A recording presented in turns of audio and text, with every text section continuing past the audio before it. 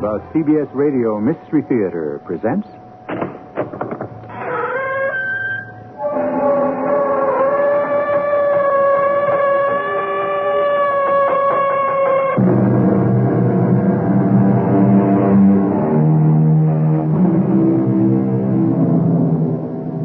Come in.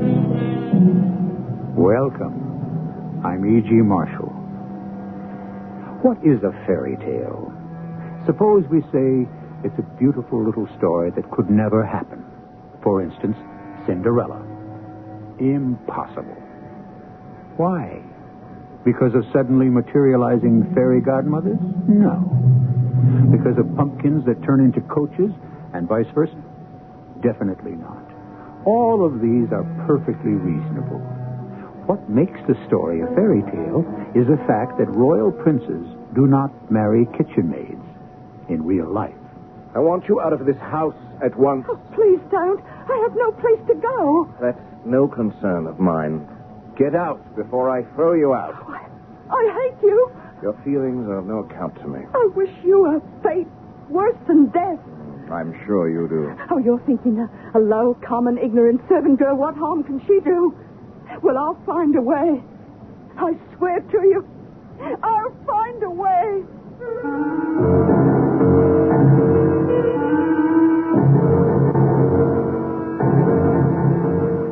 Our mystery drama, The Light That Failed, was especially adapted from the Rudyard Kipling classic for the Mystery Theater by Sam Dan and stars Mason Adams and Tony Roberts.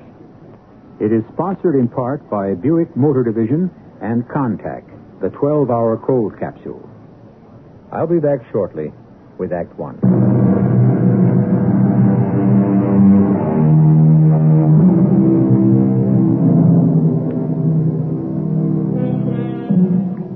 A story is many things to many people. The truth is that stories have lives of their very own. Sometimes the finished work may even baffle the author. Let us consider a work by Rudyard Kipling. If he were alive today, he might say, "What's going on here?" Well, Rudyard, what's going on is what you put in.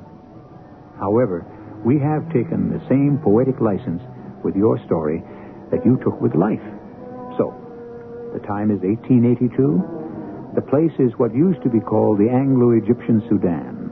The narrator is Gilbert Belling Torpenhow, a foreign correspondent for a string of British newspapers. I first met Dick Heldar in what was supposed to be the safety of the interior of a hollow square. You know, that's how the troops line up to repel an attack from all sides. The war correspondents, the doctor, all the folk who were useless during combat found themselves in the middle. But the crazed and fanatic followers of the Mahdi had broken through at several points, and so all of us had to pick up weapons and fight for our lives. I was standing shoulder to shoulder with a young man about my own age, and both of us were hacking away with sabers for dear life. Look out! I got him! On your left! I see him! Don't pull your arm back so far! What did you say? Duck! Above my arm! You exposed too much of yourself! Thanks. Look out! We'll get out. On your right! On your right! But I was too late. A huge tribesman, bleeding from a multitude of wounds, had brought a heavy sword down across the young man's head. But only because the native was mortally wounded had the sword turned in his hand so that the young man caught flat of it instead of the edge.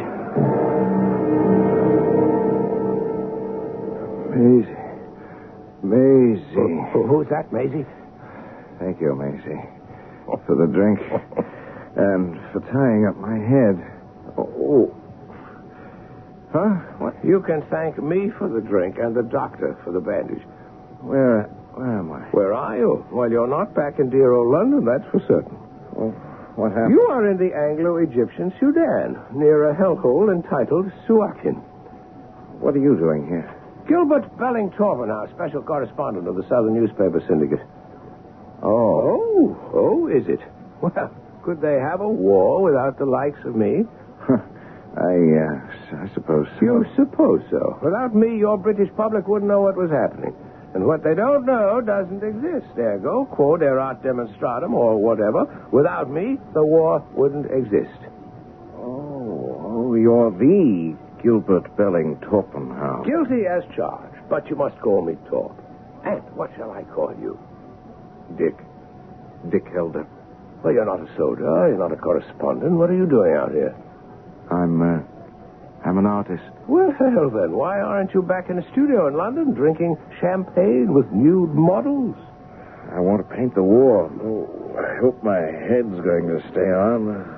I wonder if I can get up. Well, the doctor says you shouldn't try for a while. Oh, there. Oh, it's still there. What? My bag. Look inside. You'll find some sketches. I looked, and I saw, for the first time, I was the first to see the war sketches of Dick Helder. I'm not a critic, far from it. But what I saw, I knew was good. Not just good, but great. The man was a genius. Because this was the war. This was the truth. A star shell bursting above the camp. A slave now being captured by a British gunboat. A single soldier lying dead in the moonlight with his throat cut. Dozens, scores of sketches, drawings, watercolors, sanguines. It was the war and the men who made it. At rest, at work, drinking, fighting, killing, and being killed. Yes, this was the war. I would write 1,000 words to describe imperfectly what he could delineate with a single stroke of a pen or a brush. Well, what do you think? I've seen worse. Do you have any money? No, not too much. My syndicate may be interested in taking on a war artist. Would they? I don't suppose you care much what you get. Well, money is really very unimportant. Oh, fine, because they'll pay practically nothing. They'll take advantage of you. What I want is my first chance. Well, I'll see what I can do. As soon as I could, I wired the syndicate. I've got a man here, a great artist. And they replied, with their usual open-hearted generosity, we'll take him on trial, expenses only, send all his sketches. I knew I'd get my chance. Sorry it's a little money. Oh, if I come through this business alive, they'll sweat for it. They'll all sweat for it. All? Everybody. What's everybody got to do with it? I've worked for nothing all my life. Your life has only begun. Sometimes I feel as though I've lived forever. Since the beginning of time, I feel that old. You don't look it. As I'll show them, everybody. And I must have lots of money. Why? Because it's no good without it. Money. That's what counts. And what about art? You worry about art, and I'll worry about money. And between us, we'll carry on to victory. I owe you a favor. The assignment from my syndicate? It may turn out to be a terrible disservice. Oh, no. Look, let's not talk about favors. In all that cutting and hacking during the last attack, we saved each other more times than we can count. What? Where are you going? To the telegraph office. And what for? I shan't tell you. You'd object. To what? To what I intend to do. You're a man of scruples. And you're not? I am an artist. Which means what? I do what has to be done. You have a bottle of whiskey your uncle sent you from London. The doctor says it's too soon after your clout across the head for you to think of whiskey. It isn't for me. It's for someone else. I don't ask for who, because I shall not tell you. Well, then you can't have the bottle. I won't aid or abet you in committing what I know is going to be a sin. It will be something sinful, won't it? Well, you would consider it sinful, I suppose. But you could prevent me from committing another sin, that of robbery, because if you don't give me the whiskey, I shall steal it from your kit. Oh, no, you won't, because I intend to guard it day and night. Oh, you're no match for me, Torp.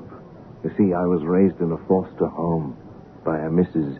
Jennett. Jennett? Isn't a Jennett a kind of a donkey? Yes. She had the mind and the morals of a female donkey, too. And when she hit you, you felt as if you were kicked by one. She was very economical. So Maisie and Maisie, I've heard that name before. Another little foster girl. We helped each other survive by stealing food under Mrs. Jennett's nose. And what happened to Maisie? I could probably steal that bottle of whiskey from your kit while you're looking at me. All right, take it. I'm doing this for you. I shudder to think of it. A rather odd one, that Dick Helder. But he was a genius. And that sort has to be human. And Maisie. Who was Maisie? Hers was the name that he kept repeating while he was delirious. Well, I'd get that out of him eventually. But now for the present problem. Why did he want to bring a bottle of whiskey to the telegraph office? I decided to see for myself. Hello, Torp. Just in time. He's out cold. Why did you want to get the telegraph operator drunk? So I could get these What's that? papers. Trelawney's dispatches. The exclusive interview with Lord Kitchener. We're in luck.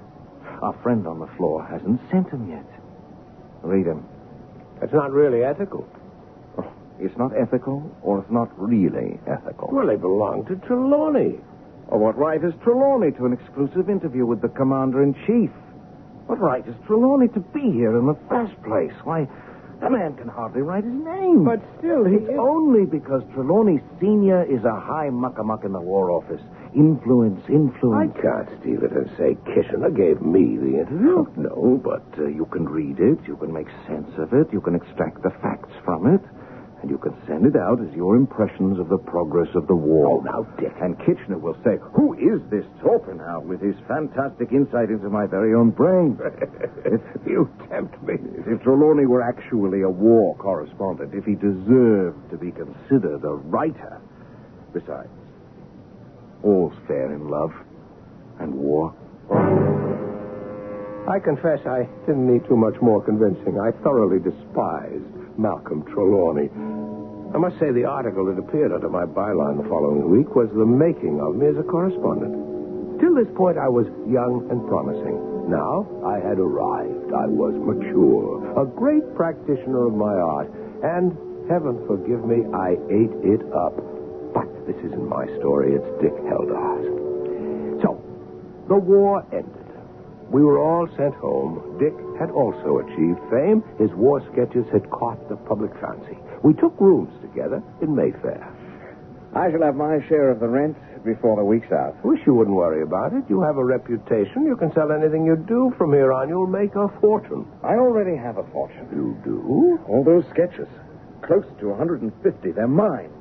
I can sell them immediately. Well, Dick. Now, Dick, what? I already can count on 15,000 pounds. What do you think 15,000 is too optimistic? No, it may even be on the low side. Oh, well, then what are you talking about? It's probably some acquaintance or other stopping in for a drink. Yes, sir. You do live on a high floor. 7 stories high, but 7 is a lucky number. My stars, I must say so. Have I the honor of addressing Mr. Dick Heldar? Well, the honor is dubious. Enter. My name is Hubertus Valdemar. I am the head of the Southern Newspaper Syndicate. Oh, a man I most devoutly wish to see. Have a chair, Mr. Valdemar. Valdemar. V-A-L-D. Yes, that's what I said. Valdemar. This is Mr. Torpenhow. Ah, yes. I also admire Mr. Torpenhow. How do you do? I am here, Mr. Heldar, to discuss our future business relationships. Well, any future relationship must necessarily be more expensive than the past. Oh, you'll find us most generous. I hope so. I haven't up until now. Incidentally, be good enough to send my sketches to this address. Your sketches? By actual count, 150. Oh, Mr. Heldar, that cannot be done. It cannot? Since there was no specified agreement at the outset, the sketches become syndicate property as a matter of course. Those sketches belong to me. But a legal evaluation... The devil with your legality, Mr. Valdemar. Valdemar. You paid me the lowest rate in the world. Nothing. You can't keep those sketches. Good Lord, man, they're all I have. Talk. Can he do it? Well, it's a rather cold-blooded steal on his part, but yes, Dick, he can do it. I'll have his blood first. Careful, Dick. Remember, we're not back in the Sudan. Sir, you will give me back my pictures. I believe it's time I was on my way. Sit down. How dare you take your hands off me? Dick, you can't simply... I don't know quite what to do with you. Of course, you're a thief, and you ought to be whipped. Take your hands off me. I'll shout for help. You're 7 stories high. My goodness, Torp, you wouldn't believe the fat on this one. You were going to steal those things from me, which are as my heart's blood. You, who don't know when you will die. Die? Write a note to your office. Order them to give Mr. Torpenhow my sketches. Every one of them. You have no right to steal. Oh, no. Only you do. Write the note, or I shall strip off your hide. Dick, you can't do that. Oh, can't I? Watch closely. I learned how. I can't let you do that. Do you want to fight me for it, Torp? Dick. Should one of us be compelled to kill the other just because of this thieving jackal?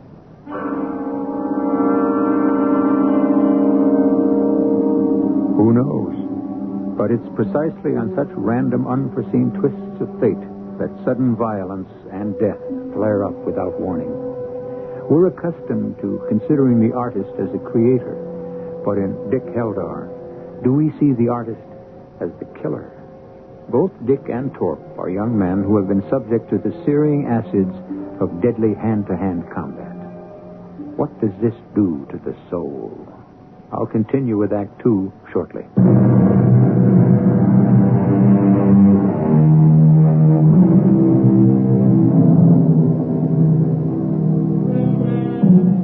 To whom does the work of art belong? To the man who made it, or to the man who bought it?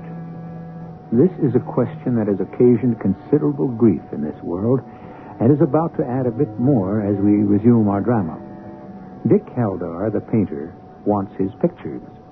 Mr. Valdemar, the publisher, claims he bought them. An old argument. But a razor-sharp knife has appeared in Dick's hand, and we may have a new solution to the problem. He'll kill me, this maniac. He'll kill me. I must remind you once again, Dick, we're not back in the Sudan. Oh, we're always in the Sudan, Torp. Here the violence is better bred, hidden deeper, camouflaged more cleverly. But where is the real difference? Torp is a friend. You have to help me. I can't help you kill him. Oh, I can do that alone quite nicely, thank you. Don't kill me. Don't kill me. Oh, of course not. Hand him the pen and paper, Torp.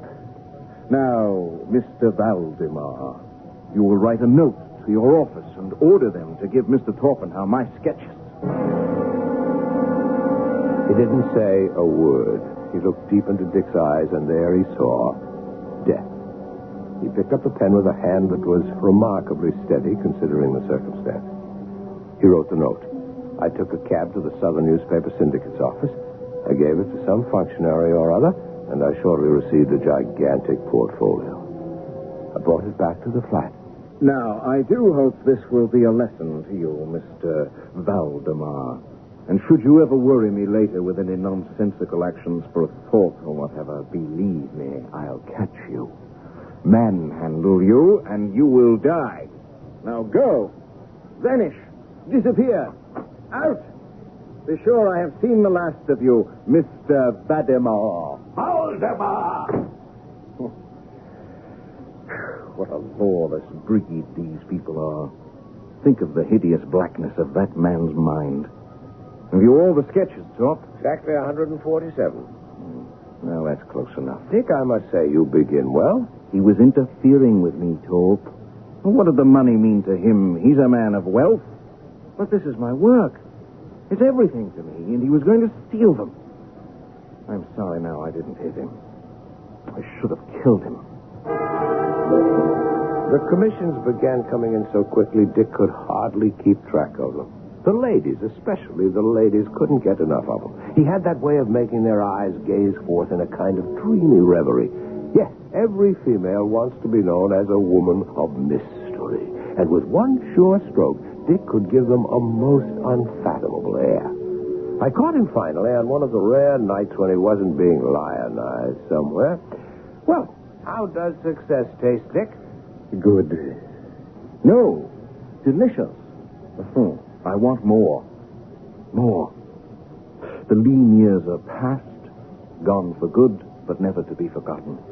Oh, I shall wallow in these fat ones. Careful, my friend. That way lies bad work. Oh, I love the power, the fun, the fuss, and above all, I love the money.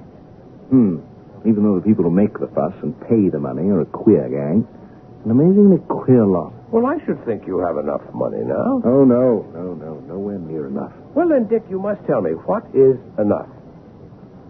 There are those men who have money, and then there are those men who have a fortune. And why would you want a fortune? For her. For whom? For Maisie. Huh? The mysterious Maisie. She won't have me until I'm fabulously wealthy and famous. Well, you're famous at any rate. Well, just a little. We need the test of time for that. And where is Maisie? I don't know. We were both boarded children at Mrs. Jennett's. I fell in love with her. Did she fall in love with you? She said she would, in time. If I became rich and famous, then she would seek me out. I'm surprised she hasn't so far. Well, that's because I'm neither rich enough nor famous enough. And how will you know when that will be? Simple. On the day she seeks me out.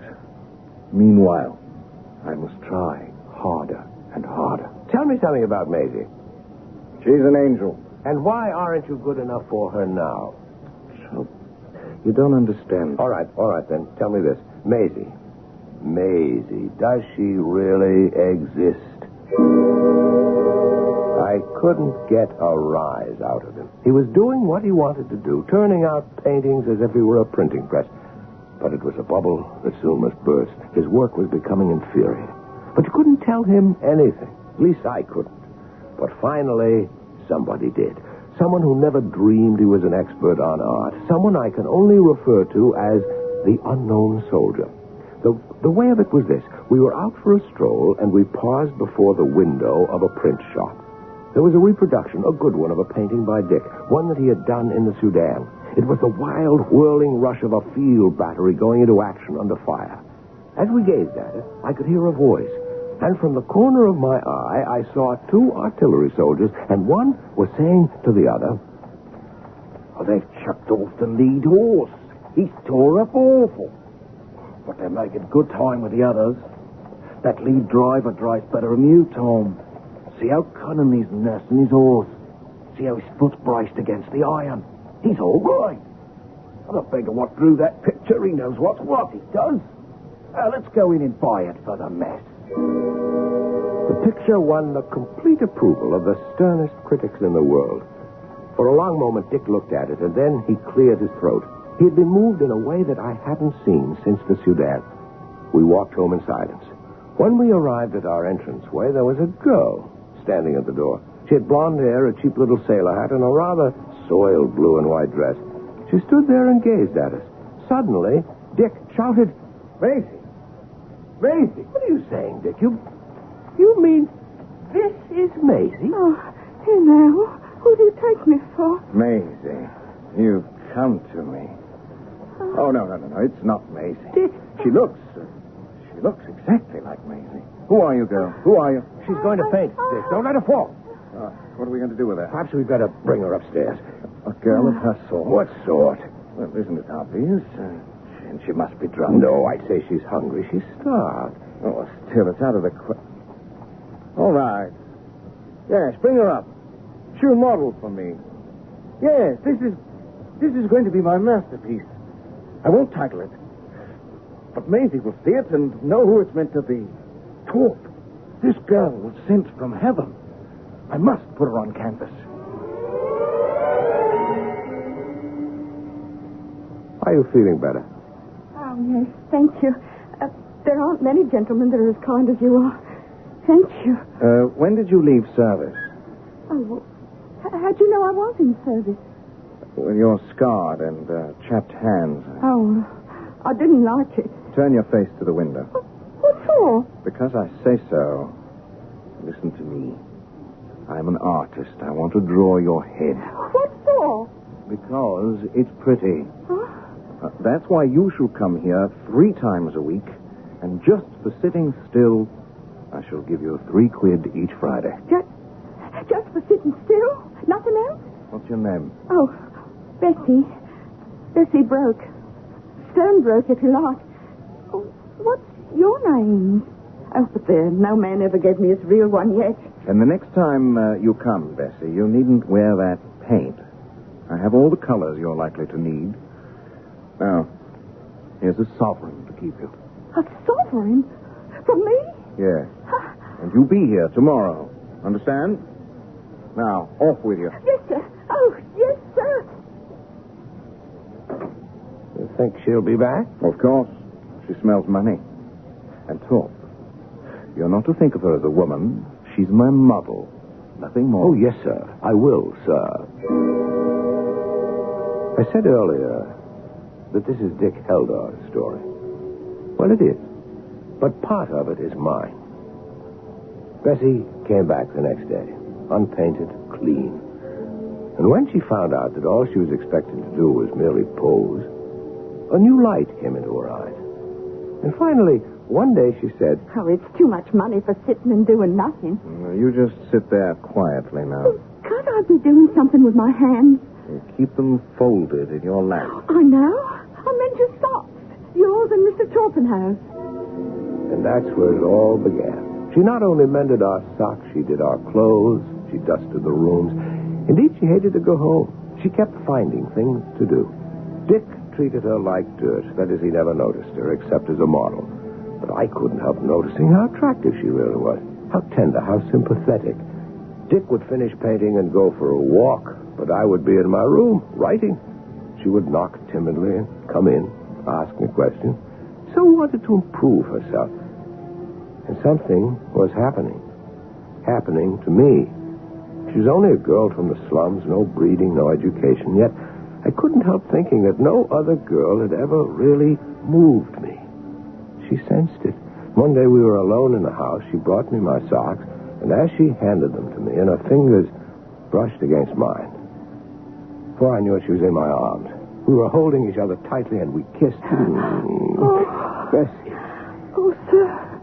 Sir, it isn't right for me to let you, but I can't help it. You're so kind. Bessie, I do feel great affection for you. Oh, sir. But, Bessie, I could never... Mr. Torpenhouse, I'm not asking you to marry me. I know my place, but couldn't you take and live with me till your very own Miss Right comes along? I'm only Miss Wrong, I know. I could never be anything else, but... Oh, I'd work my hands to the bone for you.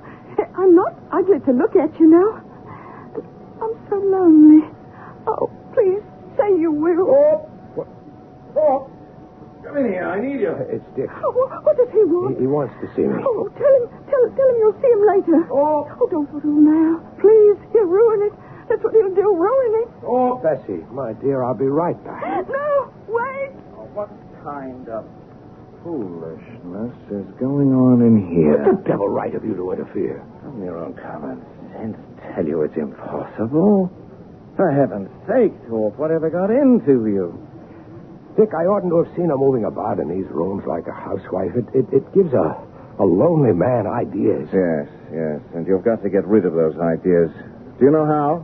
Oh, Dick, I wish I did. Well, you're going to Germany to do a series on the army maneuvers tonight. Now, you can't stay and resist the devil. Success requires flight. Immediately. Pack your bag. Mr. Torpenhouse, you're not leaving. Yes, he has a special assignment. I'm asking him. And I'm answering. Oh, please. You may leave now, Bessie. Be back here tomorrow at 11 sharp. I hate you. And your feelings are of no account to me. You'll pay for what you've done to me. Bessie, I do have to leave. I do. Oh, you took away my only chance for happiness, Mr. Heldar. But you'll pay. Oh, you're thinking, she's only a low and common girl. What can she do to a gentleman like me? But I'll find something. I'll do something. Something worse than death.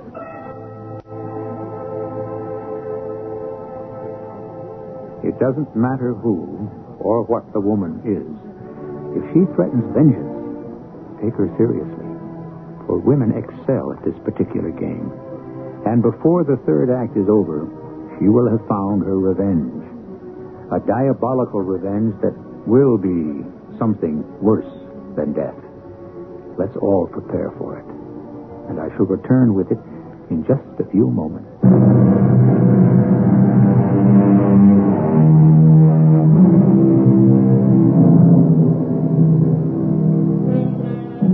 A fate worse than death. What could be a fate worse than death? That depends on who you are. Before we speculate further, let us remember that the threat has been made by a very insignificant low-class servant girl. And while these distinctions may be blurred or even non-existent in our democratic society, our story takes place in Victorian England. And here is our storyteller, once again, Gilbert Torpenhow. Well, of course, it was madness on my part. Complete madness, a sudden seizure. How could I possibly marry a girl like Bessie? After a few days, I returned home. I didn't know what to expect. But there was Bessie, posing as if nothing had happened. And there was Dick, painting as usual. Dick, it's magnificent. Quiet. I have to catch this little But shot. I can't be quiet. I can't. This is Bessie. Oh, no. No, it's Maisie. It's Maisie. You haven't painted like this since the Sudan. You didn't paint like this even in the Sudan. This is a masterpiece. Oh, confound you, Torp. You've broken my concentration. Oh, Bessie. Hello, Bessie. Be here 11 sharp tomorrow, you hear? Doesn't say much, does she? No. And it's a blessed relief. Oh, how she must hate us both. Doesn't matter. So, you like it? Oh, this picture will make you. I thought I was made already. I mean, as a real artist, not just a realistic painter of war pictures or a smooth society hack, but an artist. I will be an artist on the day that Maisie sees that picture. Because that's the day she'll come to see me. And she'll be mine. I hope so, Dick. Damn. What is it? For a moment, I thought I had a veil across my eyes. A veil? Oh, it's just the flimsiest gauze-like veil. Probably indigestion. Indigestion does that. Hadn't you better see a doctor? I don't have time. Nonsense, man. You must make time. He would never have gone on his own, so I made an appointment with a doctor, a specialist. After much argument, I finally dragged him to the man's office. He was a very cheerful doctor. He chirped like a sparrow. Well, Mr. Heldar, you know we all need a bit of patching now and then. Like a ship. Exactly like the ship. We must be kept ship-shape. What? I think, Doctor, I have neglected the warnings of the stomach too long. Hence these spots before my eyes. Oh, is that what you think? Absolutely. Here I was under the impression that you came to find out what I think. Yes, by all means. Go ahead. Thank you. This wound, this blow you received in the fighting in the Sudan. Oh, that hasn't bothered me in years. Well, there was damage to the optic nerve and the bright, hot light of the tropics. Doctor, if there is a verdict, I want it immediately. Well, I am a painter. I have no time to waste. Tell me. Well, there has been steady, irreversible deterioration of the optic nerve. And I'm going blind. Yes. Absolutely, completely, totally blind. Yes. How long do I have? If you avoid all strain and anxiety, perhaps a year. You must stop painting. The strain of the close work it requires. I see. I must stop painting in order to keep my sight a little bit longer. Yes. What good is my sight if I can't paint? All the way home, we didn't say a word. We simply didn't talk about it. We couldn't. When we arrived at the flat, Bessie was waiting as usual, silent as usual. Dick picked up his brushes and began to work. Are you almost finished with it, Dick? Oh, yes, I have just enough time for that. It's simply a great piece of work, Dick. Oh, these past few weeks, it seems I've never seen color so clearly. And line so sharply. I suppose it's like a candle which burns out. Just before the end, it sputters and flares for a brief instant. This is my brief moment. Beautiful. It's beautiful. And it's Bessie. No. It's Maisie. She'll see it. That's what I live for now.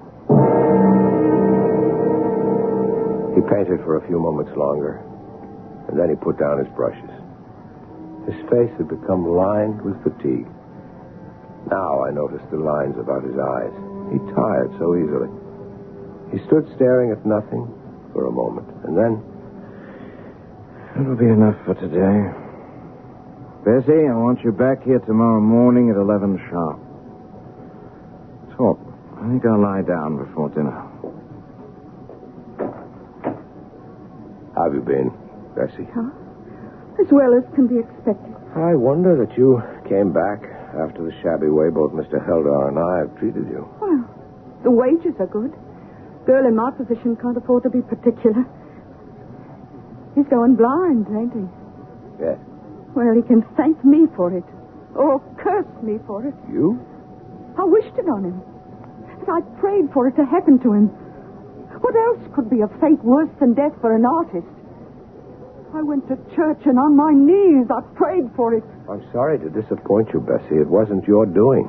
How do you know? I was there when it happened, in the Sudan. A blow across the head damaged the optic nerve. Oh, yes? Well, I'll think of something else. You had better go, Bessie. I saw her standing there furious. Her face was ugly. Whatever the spell was she might have cast over me, it was broken, and for all time I was free of her. And soon, in a day or 2 or 3, Dick would be finished with the painting, and he would be free of her, too. I must tell you what happened. A week later, I was writing in my room when I heard him call to me. Torp! Come in here, quick! Look, Torp. Look, it's finished. It's really finished. Oh, Dick, it is marvelous. It's your masterpiece. Oh, the colors. Tell me about the color. See for yourself. They're remarkably brilliant. I can't see for myself. I can't. Dick. I'm blind, Torp. I'm completely blind. I drew the last stroke of a brush as I signed my name, and the light left my eyes. The light failed. It failed me. Oh, Dick, how can I? No tears. Only blindness. We've seen worse, haven't we, old friend? Will you sort of guide me to my room and help me to lie down? I'm not used to being without my eyes. Just yet. Oh, Bessie. We're finished. Thorpe, write her a check for £20. £20? Yes. She was a good model. Come, I have the checkbook in my room. Goodbye, Bessie. Goodbye, Mr. Heldar. Come, Thorpe. I must lie down. I'm so tired. Oh, that's it, Thorpe. Oh, I can stretch out. It's so good to know it's done.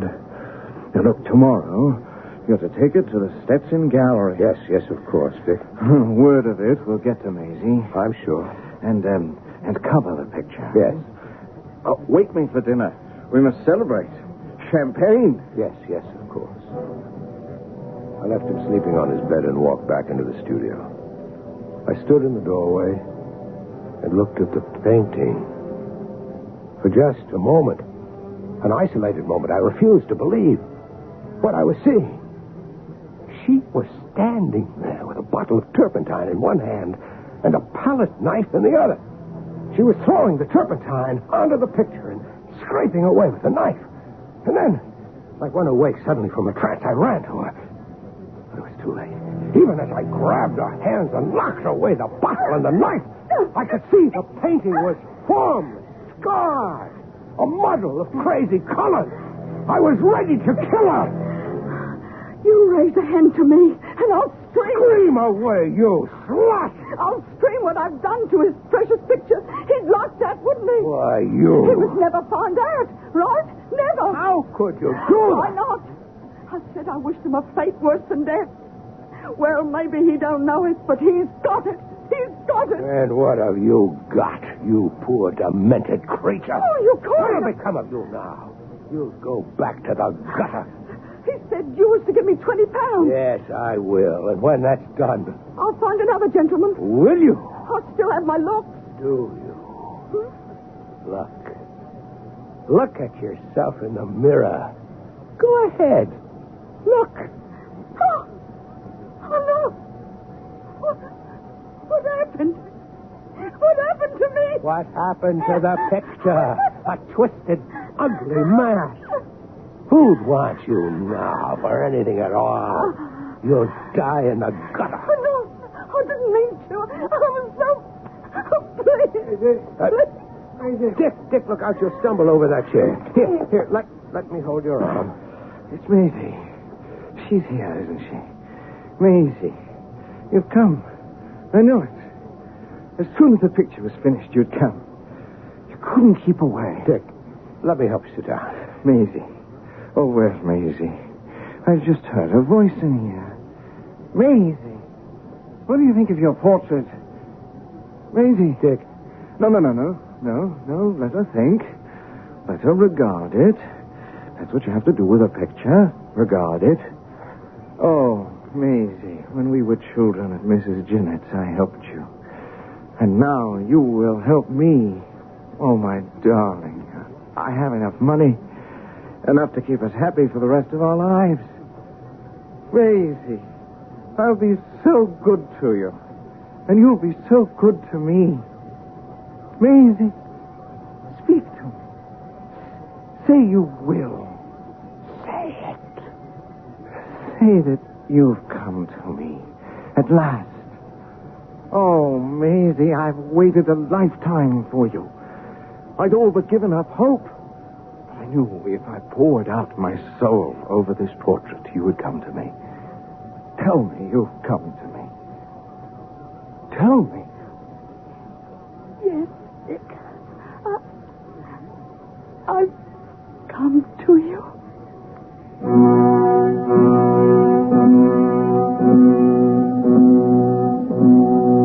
Taking everything into consideration, would you say we've had a happy ending? It's a complex situation, almost as complicated as happiness itself. However, one thing we do seem to provide, and that is the old saying, love is blind. I shall return shortly.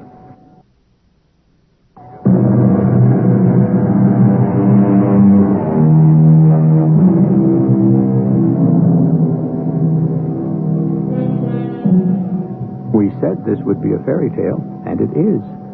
The handsome prince, and Dick was certainly handsome, and a prince, a painting, at any rate. He did marry the little servant girl. At least I think they married. Living together, unblessed by clergy, was in those days a scandal. I don't know how things worked out. After all, you have imagination, too. Our cast included Tony Roberts, Mason Adams, Bryna Rayburn, and Jackson Beck. The entire production was under the direction of Hyman Brown. And now, a preview of our next tale. You see those bright green spots scattered thickly over it? Yes. Yes, they seem more fertile than the rest. Well, you might say that. But in reality, that's the great Grimpen Mire.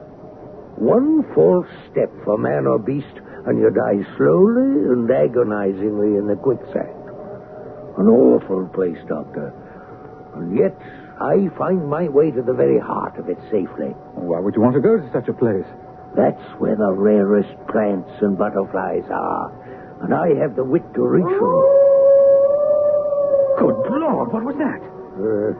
The natives say it's the hound of the Baskervilles calling for its prey. You don't believe that, do you? Perhaps it's the mud settling in the bog. Radio Mystery Theater was sponsored in part by X-Lax. This is E.G. Marshall inviting you to return to our Mystery Theater for another adventure in the macabre. Until next time, pleasant dreams.